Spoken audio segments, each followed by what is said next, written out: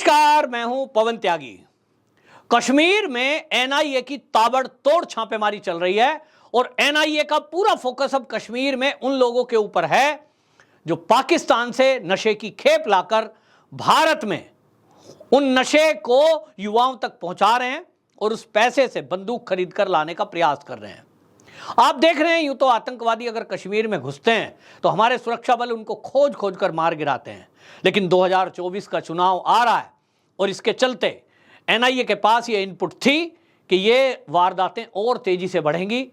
आतंकवादी ये जो नशे की खेप है वो भारत में पंजाब के जरिए और कश्मीर के जरिए, क्योंकि सीमा लगती है, वहां से भेजने की कोशिश करेंगे। तो विशेष अलर्ट पर सुरक्षा बल हैं, जहां एक तरफ बीएसएफ को अलर्ट मोड पर रखा गया है और आप देख भी रहे हैं कि बीएसएफ आए दिन ड्रोन के जरिए जो पैकेट गिराए जा रहे हैं, चाहे वो हथियारों के हैं चाहे वो ड्रग के हैं, उनको मार गिराती है। और इसी तरह कश्मीर के अंदर भी जो छापेमारी की गई है, इसमें एनसीबी ने भी छापेमारी की है और नशे की खेप को भी पकड़ा है। वहीं एनआईए ने कई जिलों में अलग अलग जगह पर ये श्रीनगर, शोपिया, पुलवामा, अनंतनाग, कुलगांव, इन जगह पर रेड की है और जो देश विरोधी गतिविधियों में लिप्त हैं उनके ऊपर आरोप है कि वो आतंकवादियों को फंडिंग करने में लगे हुए हैं। यहां अनेक अनेक माध्यम से वो पैसा जुटाकर और ऐसे लोगों को दे रहे हैं जो आतंकवादियों की सह पर देश विरोधी ताकतों के साथ मिलकर कश्मीर का माहौल खराब करने में लगे हुए हैं। तो एनआईए ने ये बड़ी कार्रवाई की है और लगातार आप देख रहे हैं कि मोदी सरकार जब से आई है, खासतौर पर 370 हटने के बाद से अनवरत ये छापेमारी वहां चल रही है। इससे जहां एक तरफ आतंकवाद पर कड़ा प्रहार हुआ है, दूसरी तरफ शासन और प्रशासन वहां एलजी मनोज सिन्हा के आदेश पर सरकारी जमीनों को जो कब्जाया हुआ है लोगों ने, उसको मुक्त कराने का काम कर रहे हैं। और अभी तक लाखों वर्ग मीटर जमीन को मुक्त करा दिया गया है, बिल्डिंगें ध्वस्त की जा रही हैं और उस पर गरीबों के लिए अब मकान बनाकर वो गरीबों को दिया जाना है जो उनका हक है। इसी बीच वहां अब 2023-24 के लिए बजट बना है और उस बजट में भी मोदी सरकार की तरफ से ये बजट में जहां एक तरफ 5,000 करोड़ की बढ़ोतरी इस साल की गई है, वहीं आपको बता दूं कि जो विस्थापित हिंदू हैं उनके लिए मकान पूरा करने का काम इस बजट में अलग से रखा गया है और जो ये विस्थापित लोग हैं इनको बैंक अकाउंट में सहायता राशि ये देने का सरकार ने तय किया है। आपको बताएं, इसी के कारण से जो माहौल अच्छा हुआ है, पिछले 40 साल का पर्यटक का रिकॉर्ड भी वहां टूटा है।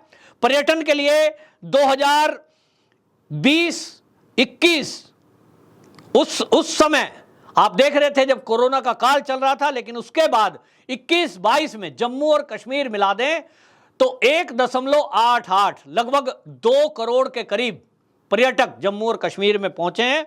इसमें जनवरी 22 से लेकर अक्टूबर 22 का अगर आंकड़ा बताऊं मैं आपको तो ये 1.62 करोड़ है।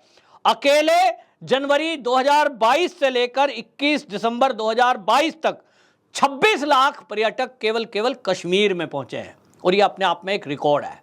ये कैसे हो रहा है? ये तब हो रहा है कि वहां एनआईए एक्टिव है, अर्धसैनिक बल एक्टिव है, सुरक्षा बल एक्टिव है, जम्मू कश्मीर पुलिस एक्टिव है और अब हर आदमी एक्टिव मोड पर है और कोशिश यह है कि इस कश्मीर में शांति स्थापित कैसे हो। आप तो देख ही रहे हैं, शांति अब इस कदर है कि वहां पर्यटक कहीं भी घूम रहे हैं, कहीं भी जा रहे हैं। अब तो फिल्में बनने लगी हैं, सीरियल वहां बन रहे हैं और अब तो राहुल गांधी ने भी ये देख लिया कश्मीर में जाकर कि वहां तिरंगा उठाने वाले कितने लोग हैं। राहुल गांधी ने खुद बोला है मीडिया में कि मैं यात्रा पर गया तो वहां तो कितने ही तिरंगे मेरे आसपास थे उठाने वाले लोग। तो ये बदलती हुई कश्मीर की तस्वीर है। वहीं आपको बता दूं, सरकार ने भी ये तय किया है कि जो कश्मीर में हिंदू विस्थापित होकर जम्मू रीजन में आकर रहने को मजबूर हैं, क्योंकि टारगेट किलिंग अभी रुकी नहीं है, तो 2000 नए मकान उनको पूरा किया जाएगा जो अधूरे पड़े हैं और उन विस्थापितों को मकानों में शिफ्ट किया जाएगा जो अभी तक टेंटों में रहने को मजबूर हैं। तो एक बजट में बड़ा प्रावधान किया गया है और ये 1,18,500 करोड़ रुपए का बजट 2022-2023 के लिए रखा गया है। इसमें आपको बता दें, जैसा मैंने कहा, पिछले साल से इसमें 5,000 करोड़ की बढ़ोतरी की गई है और इसमें जो है अभी क्या किया गया है कि पीएम केयर जो पीएम पैकेज है उसके तहत 6000 पद निकाले गए थे। बहुत सारे लोग उसमें नौकरी पर गए, तो फिर टारगेट किलिंग के कारण वो नौकरियों को छोड़ करके, यानी नौकरी पे तो हैं लेकिन वो जम्मू रीजन में रहने को मजबूर हैं, और वो कह रहे हैं कि यदि हम गए तो हमें तो मार दिया जाएगा, हमारी नौकरी जम्मू रीजन में दी जाए। अभी वो विवाद चल ही रहा है, लेकिन सरकार ने ये तय किया कि वो जो 355 वैकेंसियां अभी फिल करना बाकी बच गया है 6000 में पीएम पैकेज वाली में, तो उनको भी पूरा अभी इस साल में किया जाएगा। और इसमें ये तय किया गया है कि जो वहां से विस्थापित होकर, यानी कश्मीर में जिनके घर थे उसको छोड़कर कुछ लोग दिल्ली में आ गए हैं, कुछ लोग पंजाब में चले गए हैं, कुछ लोग तो विदेश में चले गए हैं, तो ये तय हुआ है कि उनका चुनाव की जो सूची है, मतदाता सूची, उसमें से नाम नहीं काटा जाएगा। इसके आदेश एलजी साहब ने कर दिए हैं, यानी वो जहां भी देश में रह रहे हैं वो वहां से अपना वोट कर सकते हैं कश्मीर के अंदर, यानी जहां बूथ उनका होगा उस बूथ पर। आपने देखा ही है पिछले दिनों ईवीएम को लेकर के ये फैसला हुआ है कि रिमोट के जरिए आप वोट डाल सकते हैं। वो उसी लिए पहल की गई कि जो लोग अपने घर नहीं रह सकते या नौकरी पर हैं वो बिना घर जाए अपना वोट कास्ट कर सकते हैं, और उसकी व्यवस्था मोदी सरकार तो नहीं बल्कि चुनाव आयोग वो व्यवस्था को करने में लगा हुआ है। तो ये कश्मीर के लिए, कश्मीरियों के लिए एक राहत की बात चुनाव आयोग की तरफ से भी आई है कि उनका नाम वोटर लिस्ट में बहाल रहेगा। वो बेशक अपने घर में नहीं है, क्योंकि हम देख रहे हैं कि चुनाव में जब भी कोई चुनाव आता है किसी राज्य में या लोकसभा का चुनाव होता है तो चुनाव आयोग की तरफ से ये आदेश होता है प्रशासन को, और वो घर घर जाकर उसका वेरिफिकेशन करता है। कोई व्यक्ति अपने घर में नहीं रह रहा है तो उसका नाम सूची से काट दिया जाता है। तो कश्मीर के लोगों को ये राहत दी जा रही है कि उनका नाम नहीं काटा जाएगा। दूसरी तरफ आपको बता दें, उनको जो नगद राशि दी जा रही है विस्थापितों को, वो नगद राशि जैसे पहले दी जा रही थी वैसे ही इस बजट में और उसको चालू रखा गया है।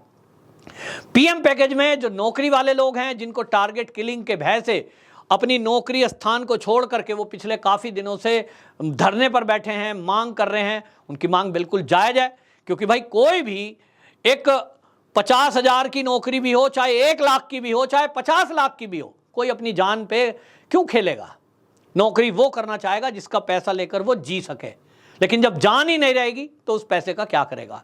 उन लोगों का कहना है कि मोदी जी हमारे लिए कोई ऐसी व्यवस्था कर दें कि भाई हम कश्मीर के रहने वाले हैं, कहीं पूरे भारत में कहीं भी किसी राज्य में उनकी नौकरी लगा दें, राज्य सरकार के कर्मचारी हैं, तो उनकी जान बख्श जाएगी। जब बिल्कुल स्थिति नॉर्मल हो जाए उसके बाद वापस वो वहीं पोस्टिंग कर देना जहां वो थे, या जम्मू रीजन में भाई उनके लिए वैकेंसियां निकाल दो। ऐसी व्यवस्था कई राज्यों में हुई है कि कोई सरकारी संस्थान यदि बंद हुआ है तो उनको ट्रांसफर कर दिया जा रहा है दूसरे डिपार्टमेंट में। तो भाई स्कूल खोल दो, जम्मू रीजन में किसी टीचरों को वैकेंसी करनी है, नए स्कूल खोल दो, स्कूल में बच्चे भी पढ़ेंगे और उन टीचरों को पीएम पैकेज में नौकरी भी मिल जाएगी। क्लैरिकल की जगह है वैकेंसी निकाल दो भाई। अगर बहुत सारी ऐसी वैकेंसी होती है डिपार्टमेंट में, आपको मदद करनी है तो आप हालात नॉर्मल होने तक ये कर सकते थे। और अगर मोदी जी ने ये किया तो यकीन मानिए कि जो हिंदू हैं उनको उम्मीद और किससे है। मैं हमेशा ट्विटर स्पेस पर जाकर ऐसे ग्रुप की बातें सुनता हूं, वो कहते हैं हमारे लिए तो कोई ऑप्शन ही नहीं है, धारा 370 हटी, हम सबसे ज़्यादा खुश हुए। लेकिन अगर आज हिंदू आज भी अगर असुरक्षित है, टारगेट किलिंग अभी हो रही है, तब फिर हमारी रक्षा और कौन करेगा। मोदी जी से उम्मीद है। वोटर वो भाजपा के हैं, देश हित में बात करने वाले हैं, उनकी रक्षा करना ये सरकार का कर्तव्य है। वोटर कोई भी हो, वोटर किसी भी पार्टी का हो, सबकी रक्षा करना ये पार्टी सरकार का कर्तव्य है। तो ऐसे लोग जो अपना घर छोड़कर रहने को मजबूर हैं, वो भी अब गुहार कर रहे हैं कि आपने बजट में उनके लिए पैसे देने की बात तो की है, लेकिन 2-4 हज़ार रुपए खाते में आ जाने से परिवार नहीं चल सकता साहब। बिना नौकरी के वो बैठे हुए हैं धरने प्रदर्शन पर, किस तरह से अपना रोजगार करके, कोई लोग छोटा छोटा काम करके अपना परिवार पालने को मजबूर हैं। सरकार यदि उनको उनके वेतन दे देगी, उनको काम भी देगी, तो काम करने को तैयार हैं। तो जब तक हालात बिल्कुल नॉर्मल नहीं हो जाते, पूरे कश्मीर के अंदर भारत में जैसे अन्य राज्यों में लोग रहते हैं मिक्स होकर, वैसे उत्तर प्रदेश, बिहार, मध्य प्रदेश, राजस्थान के लोग भी कश्मीर में जब तक नहीं बस जाते पूरी तरह, तब तक ऐसे लोग ये कह रहे हैं कि हम अपने घर वापसी कैसे जाएं। तो इसके लिए सरकार गंभीरता से विचार कर रही है और उन लोगों के बारे में भी चिंतन मनन चल रहा है कि क्या उनको कहीं ट्रांसफर कर दिया जाए या जम्मू रीजन में ही उनको एडजस्ट कर दिया जाए सरकारी कार्यालय और सरकारी विद्यालय में। तो इस पर भी इस बजट में चर्चा हुई है। देखते हैं ये व्यवस्था कब तक होती है, लेकिन जैसा आतंकवाद पर प्रहार मोदी सरकार के चलते हो रहा है, कश्मीर की जनता ये कह रही है कि उसका लाभ कश्मीरियों को, जम्मू रीजन में रहने वाले लोगों को मिल रहा है, क्योंकि पर्यटन बढ़ रहा है। तो पर्यटन भी एक उद्योग है और हर वक्त को उसका फायदा मिलता है। तो काफी खुशी इस बात को लेकर भी है कि पर्यटन में बहुत बड़ी एक बढ़ोतरी हुई है, जो संख्या लगभग 2 करोड़ के करीब पहुंची है। तो इससे खुशी की लहर है। उम्मीद है आगे आने वाले समय में इसमें और तेजी आएगी। और वहीं जिस तरह से एजेंसियां काम कर रही हैं कश्मीर में, इतना तो तय है कि आतंकवाद पर जीरो टॉलरेंस नीति पर काम हो रहा है। एक भी आतंकवादी या उनके मददगार कश्मीर में जिंदा नहीं बचेंगे, या तो जेल की सलाखों के पीछे जाएंगे। वंदे मातरम।